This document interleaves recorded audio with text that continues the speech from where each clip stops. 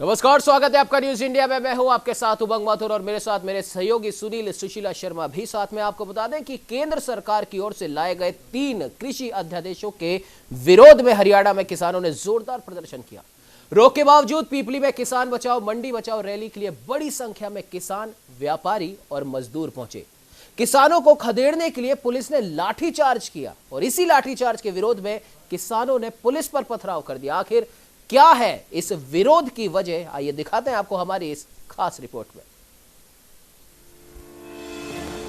हरियाणा के कुरुक्षेत्र में कृषि अध्यादेशों का विरोध करने के लिए जुटे किसानों पर पुलिस ने लाठीचार्ज कर दिया। पीपली क्षेत्र में किसान केंद्र सरकार के 3 अध्यादेशों का विरोध करने जमा हुए थे। किसानों की भीड़ को देखते हुए प्रशासन ने पीपली क्षेत्र में धारा 144 लागू की थी।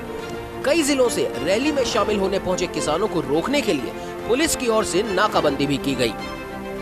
इससे बड़ी संख्या में किसान कुरुक्षेत्र पहुंच गए और दिन भर कई जगह पुलिस और किसानों के बीच टकराव की स्थिति बनती रही और अंत में पुलिस ने किसानों को रोकने के लिए बल का प्रयोग किया।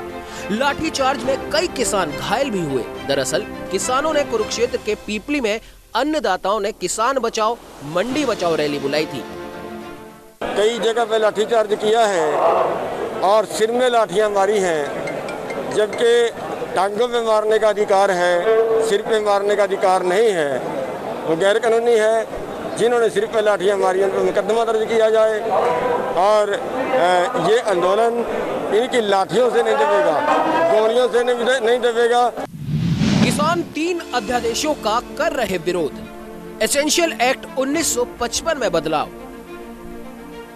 अध्यादेश की अगर माने तो पहले व्यापारी फसलों को किसानों को औने पौने दामों में खरीदकर उसका भंडारण कर लेते थे और कालाबाजारी करते थे। उसको रोकने के लिए एसेंशियल कमोडिटी एक्ट 1955 बनाया गया था, जिसके तहत व्यापारियों द्वारा कृषि उत्पादों के एक लिमिट से अधिक भंडारण पर रोक लगा दी गई थी।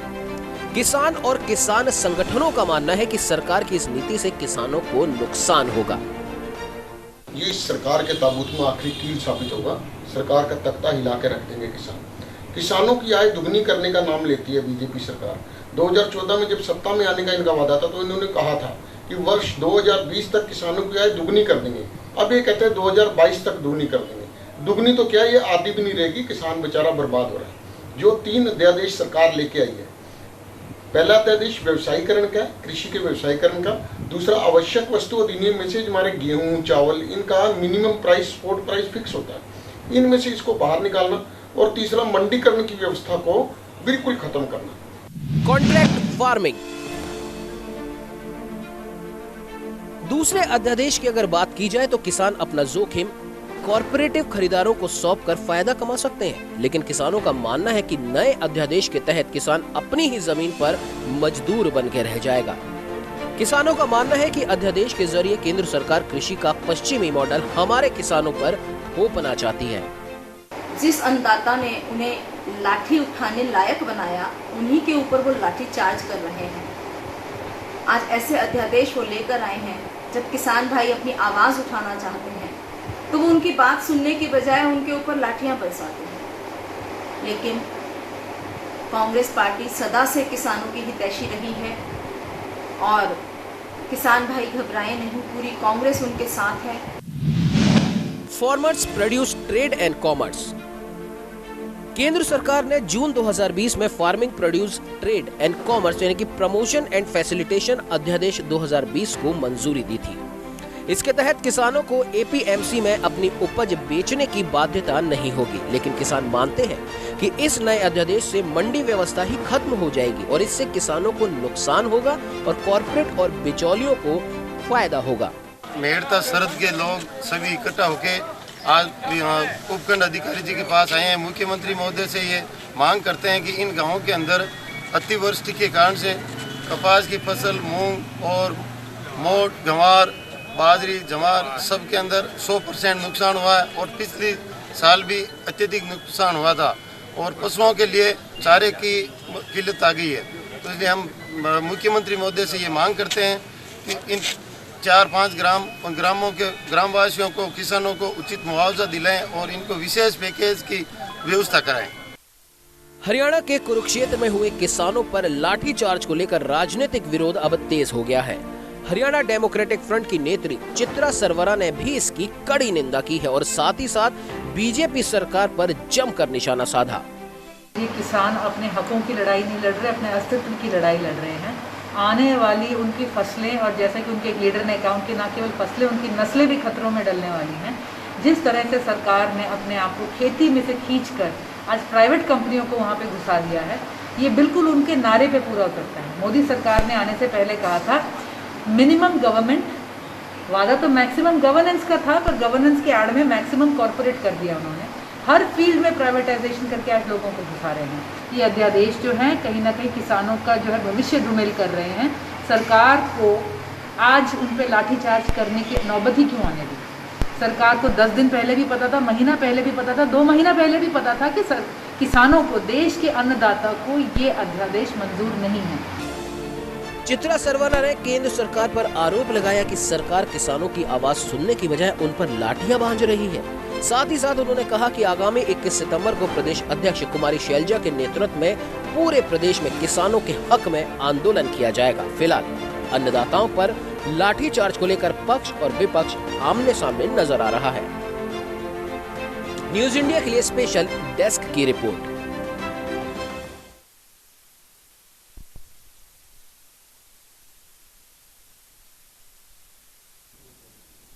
तो देखा आपने कि किस तरीके से ये तो हालांकि प्रदर्शन हरियाणा में हुआ था, किसानों के खिलाफ लाठीचार्ज वहां के प्रशासन ने किया। लेकिन अगर सुनील जी हम बात करें किसानों की, किसानों के आंदोलनों की, तो सही बात है। अभी चित्रा सरवरा जी ने भी कहा और एक वेणुगोपाल जी हैं, उन्होंने भी कहा कि अन्नदाता, वो अन्नदाता जिसने आपको इस काबिल बनाया कि आप लाठी उठा सकें, उसी के ऊपर आप लाठी चार्ज कर रहे हैं। तो जाहिर सी बात है, हालांकि हरियाणा में बीजेपी की सरकार है, राजस्थान में कांग्रेस की सरकार है, और कहीं ना कहीं किसी न किसी राज्य में किसी न किसी पार्टी की सरकार है। और किसान अन्नदाता, हमने कुछ दिन पहले भी इसी पर चर्चा की थी, राजस्थान में हो रहे किसान आंदोलन के ऊपर। यहां पर बीजेपी कांग्रेस को घेर रही है किसानों की समस्या को लेकर। हरियाणा में कांग्रेस और अन्य दल बीजेपी को घेर रहे हैं किसानों की ही समस्या को लेकर। तो इस पॉलिटिक्स की जो भेंट वाकई में जो चढ़ रहे हैं, वो हमारे अन्नदाता चढ़ रहे हैं, हमारे किसान चढ़ रहे हैं। सुनील जी आपसे जवाब लेंगे, लेकिन उससे पहले हमारे संवाददाता राजकुमार शर्मा हमारे साथ में जुड़ चुके हैं। राजकुमार जी, आपके पास में आऊंगा, उससे पहले सुनील जी आपका जवाब लेना चाहेंगे। जी उमंग, बिल्कुल सही बात है। आपने कहा कि वेणुगोपाल ने कहा कि जो अन्नदाता आपको लाठी उठाने लायक बनाते हैं, उसी लाठी से आप अन्नदाता को मार रहे हैं। मैं इसको दूसरी बात में कह रहा हूं, चाहे राजस्थान हो चाहे हरियाणा हो, जो अन्नदाता आपको सरकार में बिठाता है, जो आपको राज देता है, जो आपको इस काबिल बनाता है कि आप लाठी चलाने वालों को हुक्म दे सकते हो, आप उसी अन्नदाता को जब इस तरह से पिटवाते हो, जब इस तरीके से उस पर बर्बरता करते हो, तो वाकई में एक बहुत ही बड़ी सोचनीय प्रश्न ये है।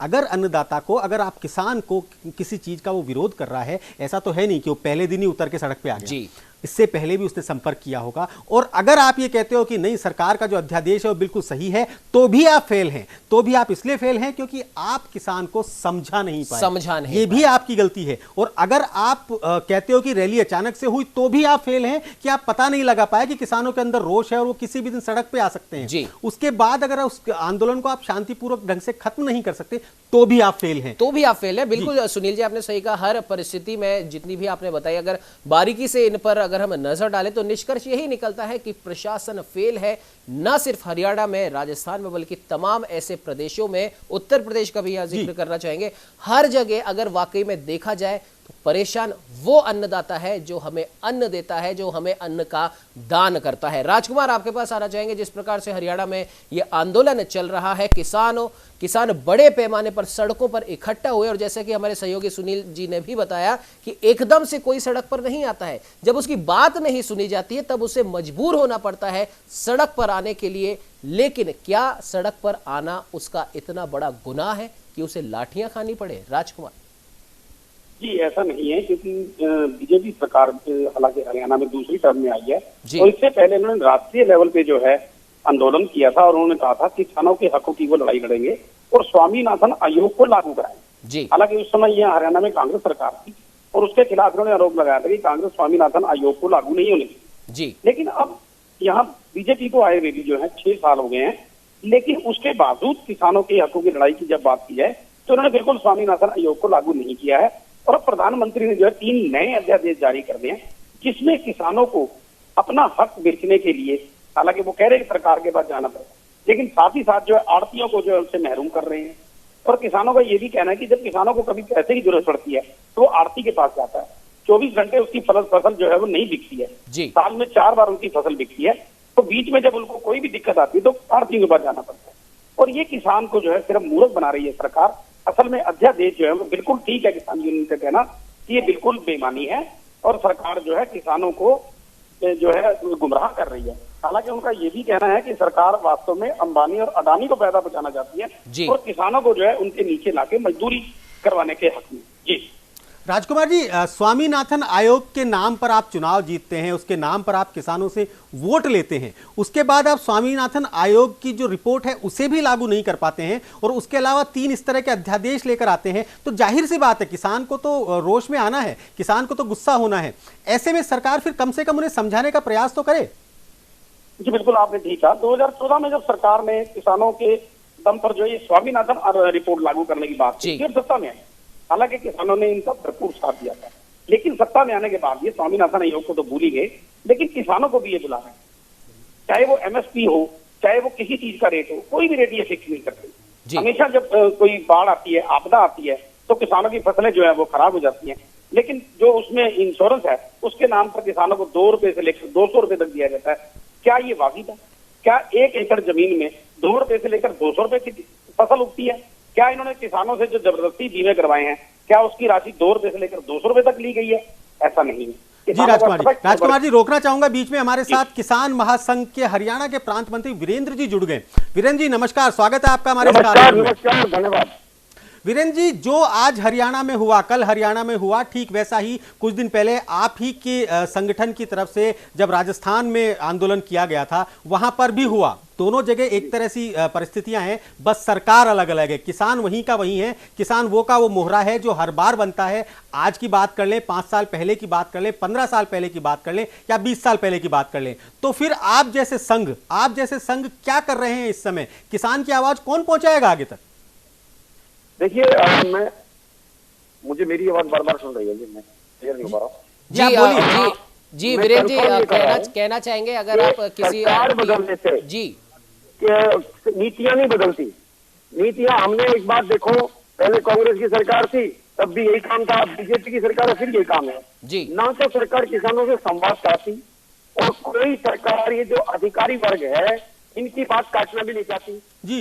वो जैसा उनको समझाते हैं उसी प्रकार से वो लोग करते हैं और वो कोई अभी तक कोई किसानों के हित का कोई नेता भी नहीं आया जो किसानों की बात को समझ सके और अधिकारियों को दबाव देके वो काम कर सके जी।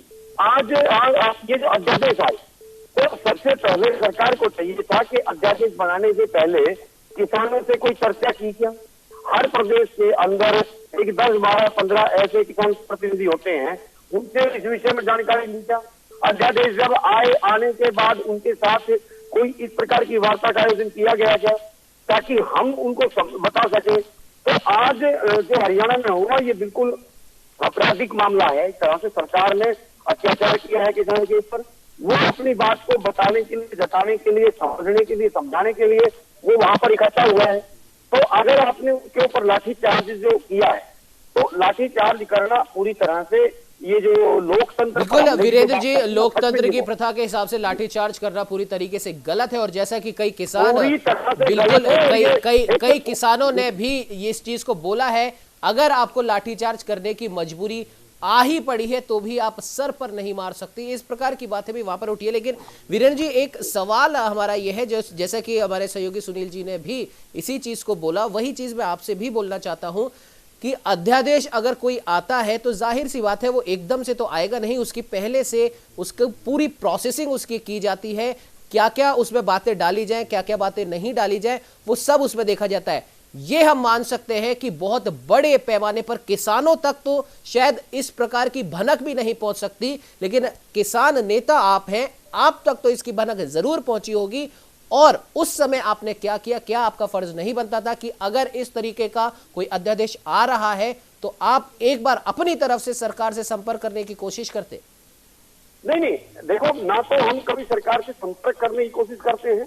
अब जैसे ये विषय आया है तो सरकार का ये फर्ज बनता था कि सरकार इस विषय पर एक बार किसानों को विश्वास में लेती, उनको समझाती कि ये आपके हित में हित नहीं है। जैसे अभी पीछे बात आई थी कि जब फसल बीमा आता है तो फसल बीमा के लिए जो किसानों को जो दर्द होता है, जो पीड़ा होती है, अब उसमें पानी जल भराव वाला विषय था वो निकाल दिया है। अब किसान के साथ सबसे बड़ी समस्या ये होती है कि पर नहीं लग रहा इस समय, वीरेंद्र जी एक बात कहना चाहूंगा, क्या आपको नहीं लग रहा इस समय कि आप सब लोग अलग अलग संघ, अलग अलग यूनियन, अलग अलग संगठनों में बट गए हैं और इस समय आवश्यकता है, सुनिए वीरेंद्र जी मेरी बात पूरी सुनिए, क्या इस समय आपको नहीं लगता कि इस समय आप लोगों को आवश्यकता है महेंद्र सिंह टिकैत जैसे नेता की, इस समय आपको आवश्यकता है चौधरी देवीलाल जैसे की, चौधरी चरण सिंह जैसे की, जो सभी किसानों को एकजुट बांध सके, एक सूत्र में बांध सके और उसके बाद किसान से सरकार से आमने सामने आंखों से आंखें मिलाकर बात कर सके कि ये लाठीचार्ज नहीं चलेगा। आप हमारी बात सुनिए, अगर बात सुनने का काम है कम से कम बात तो सुनिए। इस तरीके से सड़क पे किसान आ रहा है, उस पर लाठियां बरसा रहे हैं और किसान संघ इस तरह से बैठे बैठे देख रहे हैं और ये कह रहे हैं कि सरकार हमें नहीं बुलाती। क्यों नहीं बुलाती? नहीं सुनील जी माफ कीजिएगा, आपको बीच में रोक रहा हूं। वीरेंद्र जी से जब ये सवाल पूछा,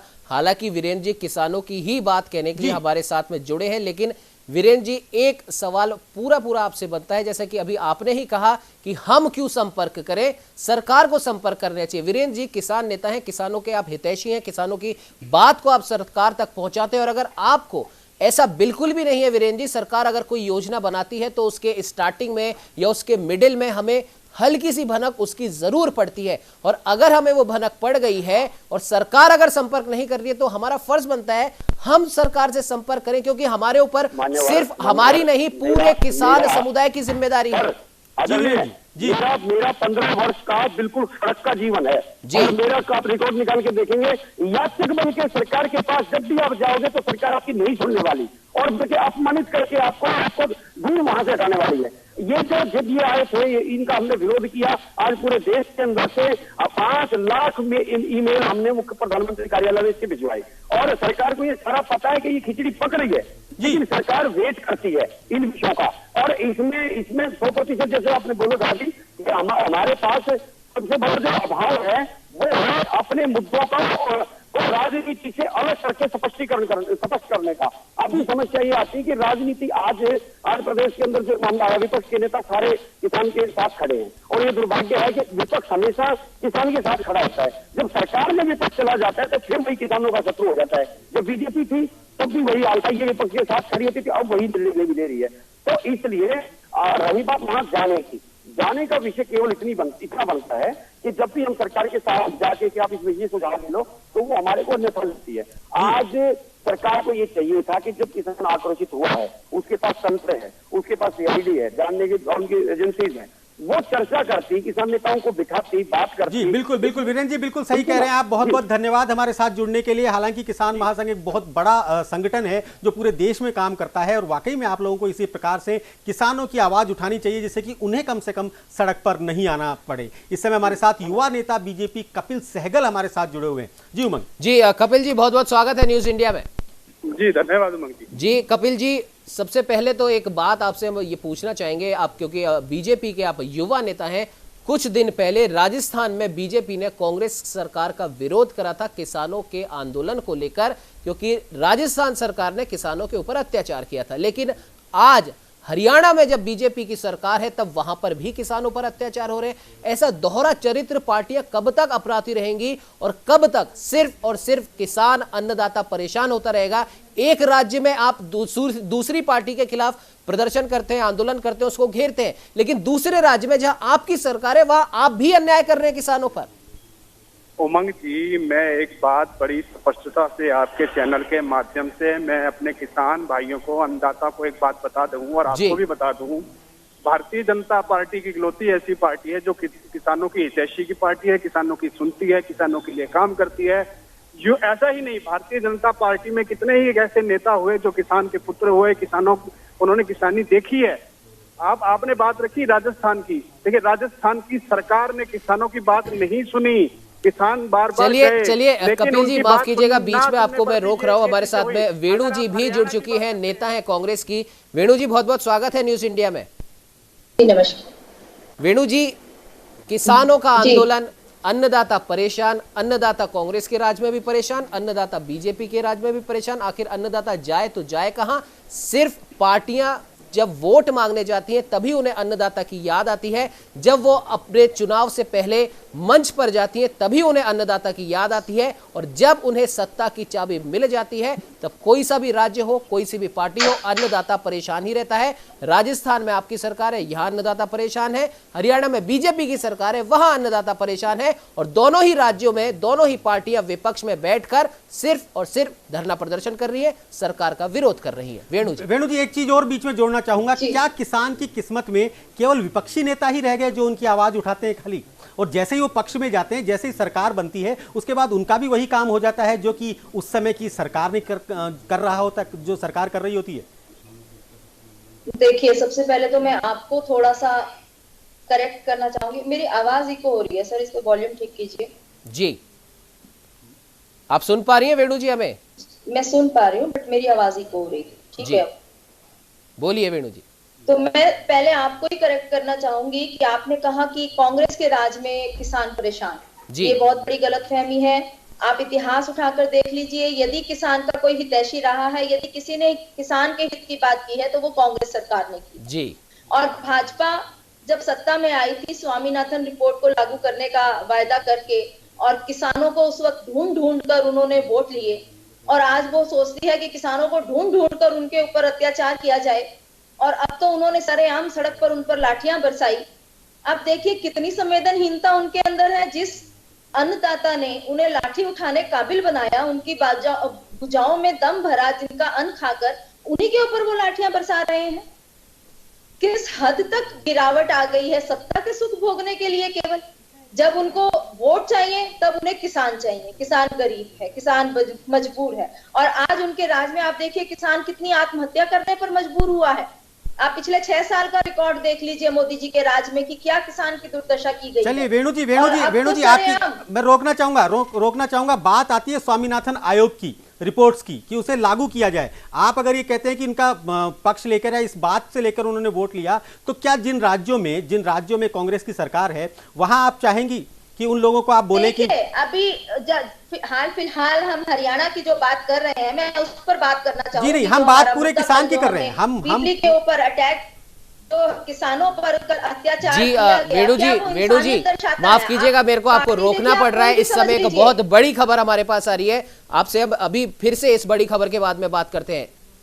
आपको बता दें, बड़ी खबर आ रही है सुशांत सिंह राजपूत केस के मामले में। आपको बता दें कि रिया चक्रवर्ती के बारे में कोर्ट में एक अहम फैसला आया है। रिया एंड कंपनी को कोर्ट से लगा झटका। रिया की जमानत याचिका हुई खारिज।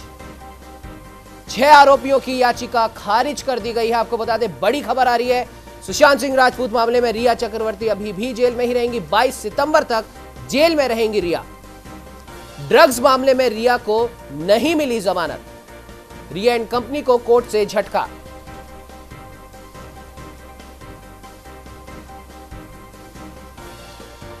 आपको बता दें, बड़ी खबर इस समय आ रही है सुशांत सिंह राजपूत मामले में। रिया चक्रवर्ती अभी भी जेल में रहेंगी, जमानत याचिका खारिज कर दी गई है। बाकी के 6 आरोपियों की याचिका भी खारिज हो चुकी है। ड्रग्स मामले में रिया को नहीं मिली जमानत।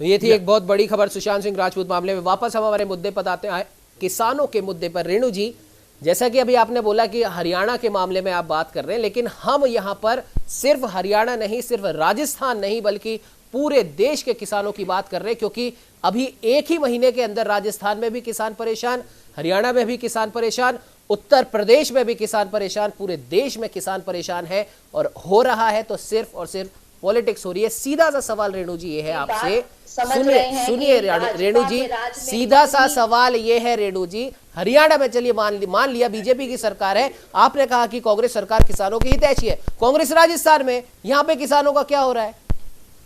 बिल्कुल किसानों की बात सुनी जा रही है। आप देखिएगा जो नतीजे निकलेंगे वो किसानों के हक में होंगे, क्योंकि किसान किसान हमारे भाई हैं। किसान तो, अगर किसान के लिए तो मैं यहाँ तक कहना चाहूंगी कि अगर उसके घर की छत टपकती है ना जी, तो भी वो ऊपर से परमात्मा से मांगता है कि भाई बारिश दे दो। इतना हितैषी किसान सबका होता है, और हम किसान के ही हितैषी ना बने तो क्या क्या बात करते हैं आप। जो कल इन्होंने इंसानियत के ऊपर प्रहार दिखाया, जो कल इन्होंने इंसानियत के ऊपर। कपिल जी भी हमारे साथ जुड़े हुए हैं। मैं आप दोनों से ही मेरा एक ही सवाल है, कृपया करके किसानों की बात सुने, पार्टी पॉलिटिक्स से ऊपर उठे। सुनिए अध्यादेश लेकर सुनिए वेणु जी, 3 अध्यादेश लेकर आए, वो किसानों के विरोध, किसानों के लिए अच्छे नहीं है, किसान इसीलिए उसका विरोध कर रहे हैं। लेकिन बात आप एक राज्य तक क्यों सीमित रह जाते हैं, क्यों भूल जाते हैं कि किसान पूरे देश में है, किसान पूरे देश में परेशान है। वेणु जी, आपने संवेदनहीनता की बात करी। वेणु जी सुनिए, आपने संवेदनहीनता की बात करी कि बीजेपी ने हरियाणा में किसान आंदोलन के समय संवेदनहीनता दिखाई, कांग्रेस ने किसानों के साथ में। वेणु जी, सबसे बड़ी समस्या यही है, वेणु जी सबसे बड़ी समस्या यही है कि जब आप विपक्ष में होते हैं तो लाठियों से उसकी आवाज को ही दबा वेणु जी सबसे बड़ी बात यह है, मैं केवल आपके लिए नहीं कह रहा, सुनिए मेरी बात, मैं केवल आपके लिए नहीं कह रहा हूं, मैं हर नेता के लिए, हर सरकार के आदमी के लिए, हर जनप्रतिनिधि के लिए कहना चाहता हूं कि जब आप विपक्ष में होते हैं तो आपको किसान का हर मुद्दा अच्छा लगता है, हर मुद्दे को बात करते हैं, उसके लिए जितने भी किताबों में लिखे हुए डायलॉग हैं वो सब याद आ जाते हैं। परंतु जैसे ही आप सरकार में जाते हैं, मैं आपकी बात नहीं कर रहा हूं, तो केवल कांग्रेस पार्टी ही किसान। वेणु जी, ये कैसा हितैषीपन है? वेणु जी, कैसा हितैषीपन है? कांग्रेस की आप बात करती है कि सरकार की किसानों के हितैषी। सुनिए वेणु जी, सुनिए, मैं कपिल जी के पास भी आऊंगा, मैं कपिल जी से भी यही सवाल करूंगा। वेणु जी, पहले आपको मैं बताऊं, क्योंकि आपने कहा कि कांग्रेस किसान की हितैषी है। कांग्रेस किसान की इतनी हितैषी है, राजस्थान के जोधपुर में एक युवा किसान नेता की मौत हो जाती है आंदोलन करते करते, और कांग्रेस किसान की हितैषी है। कपिल जी, आपके पास आना चाहूंगा। जिस प्रकार से वेणु जी कह रही है कि कांग्रेस किसान की हितैषी है, आप कह रहे हैं कि बीजेपी किसान की हितैषी है, तो आखिरकार किसान परेशान क्यों है? जब आप भी हितैषी हैं, कांग्रेस भी हितैषी है, तो किसान आज सड़कों पर क्यों है? हर राज्य में लगभग यही स्थिति है कि किसान सड़कों पर है, और दोनों पार्टियां कहती हैं कि किसान की हितैषी है, बीजेपी भी और कांग्रेस भी। कपिल जी।